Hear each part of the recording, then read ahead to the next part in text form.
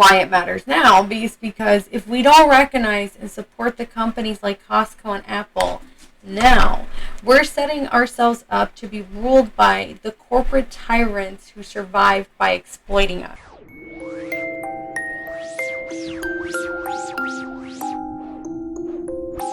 Hello and welcome to my channel. You are watching the Star Proxy Files.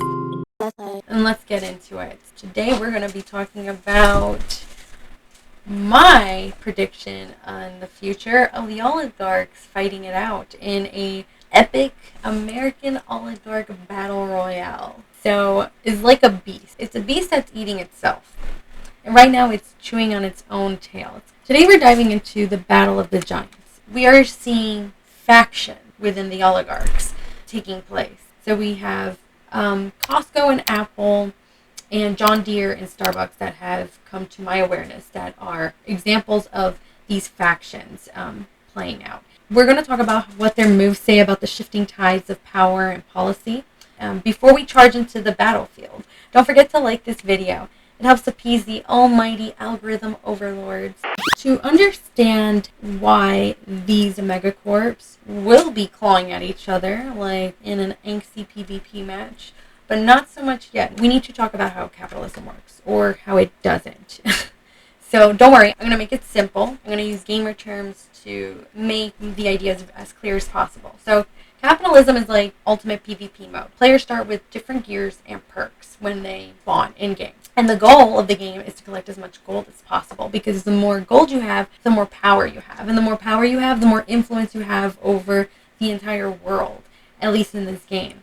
But here's the twist. See, resources are finite. So what happens once the map is empty? Well, then capitalism turns inward and it starts devouring on itself in order to survive. It's kind of like what happens when apex predators go unchecked because they don't have anybody preying on them. They start decimating the populations underneath them that they consume, so much to the point where they actually start starving themselves because they've eaten everything that they could eat.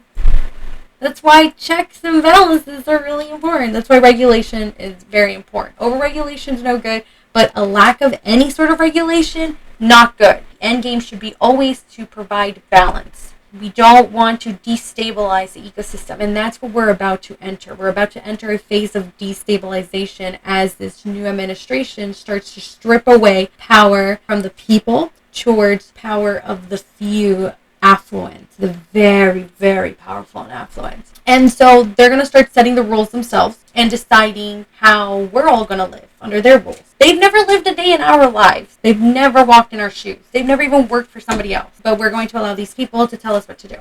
Let's see how today's oligarchs are choosing their strategies before I get ahead of myself and digress any further. So in this epic boss battle that we're going to see, that I foresee is going to happen, I already see two factions emerging.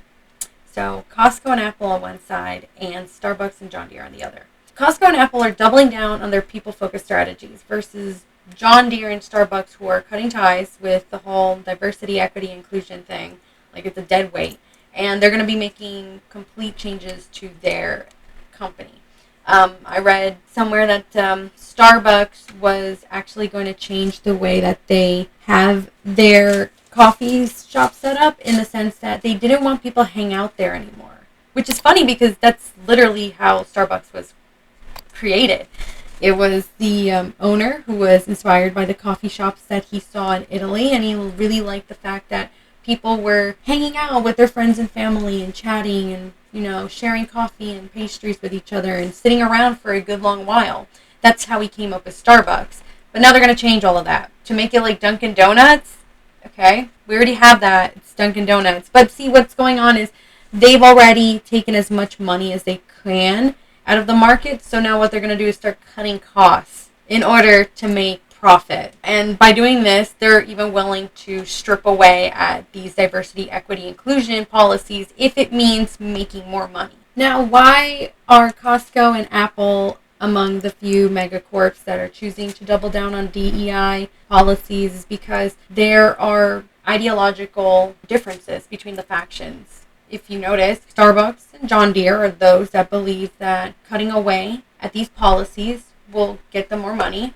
while Costco and Apple are those that believe that team morale boosts better performance at work, thus leads to better productivity and more efficiency in the workplace. You'll see that it comes down to ideological differences that we're going to see why these oligarchs are going to fight. We see it in, like our bosses. Just because you're a boss doesn't mean that you're right. It doesn't always mean that you're going to make the right decision all the time. But we see it all the time that our bosses will blindly choose a wrong approach because it's just the things that we've always done it that way. Something short-sighted, something that they're not seeing, And so we're going to see a power shift occur, and we're going to see those companies that adapt to a growing global market survive and thrive, while those that choose not to adapt face extinction. I mean, that's just the rules of evolution. That's life. I don't make up the rules. These are just the laws that all living beings fundamentally abide by. I don't make these things up. This is what it is, I wish it wasn't so. I wish we didn't have to change, but we do have to change. And some of these people don't want to change. Anyway, capitalism is about gaining power, and right now the battle lines are clear. Inclusivity and long-term strategies versus short-term survival tactics. But how do we know which side is actually winning? So let's break it down logically, scientifically, and spiritually. Yes, spiritually. Because some of y'all need Jesus. Like, really. If capitalism is the snake eating itself, this is the part where it starts munching faster. Why? Because fewer companies controlling more resources leads to stagnation, exploitation, and unchecked monopolies. Studies show that diverse workplaces perform better across innovation, profits, and resilience. Cutting diversity, equity, and inclusivity might feel like shedding weight, but it's actually removing long-term buffs from your team. From a spiritual perspective, balance and karma are like universal laws. And I know I'm not using karma in the most appropriate way, but it's still, that idea, still that concept still matters. The one that you reap what you sow, basically. Companies that harm their workers or communities rack up in this karmic debt, okay? And trust me, universe always collects, whether in the moment or when you least expect it. But she'll be there, knocking on your door and be like, hey, remember when you did this? It happens, I'm telling you. So what can we do? But how do we choose which giants to support in this chaotic battle? So let's talk strategy. Here's the deal. When all the dust settles, only a few titans will remain. The one leaning towards the people, like Costco and Apple, at least for right now, will be instrumental in shaping what comes next. So some historical parallels that you should keep in mind. The New Deal, 1930s. After the Great Depression, businesses that supported FDR's New Deal policies helped stabilize the economy and earn public trust, becoming key players in America's recovery. Another example is the post-war Reconstruction, 1940s. In post-war Japan, companies like Toyota and Sony collaborated with the government to rebuild the economy, creating opportunities for millions. And another example is Patagonia's modern leadership. Today, Patagonia proves that people-focused strategies are not only ethical but also wildly successful. Their mottos, Earth is our only shareholder, is as progressive as it gets. And why it matters now is because if we don't recognize and support the companies like Costco and Apple now, we're setting ourselves up to be ruled by the corporate tyrants who survived by exploiting us. So first, we support the companies that align with our values as people.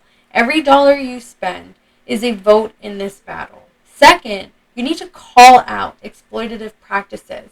Social media, petitions, even word of mouth, small actions create big ripple effects. History shows us that when the world shifts, the right allies make all the difference. Let's back the players who prioritize people now so that we can help shape the next level. And we're going to need their help. If you're ready to fight smarter, hit that subscribe button and let me know in the comments which companies deserve our support in this fight. Together, we can stay one step ahead of the beast. Energy to blow that thing to smithereens! Moon crystal power!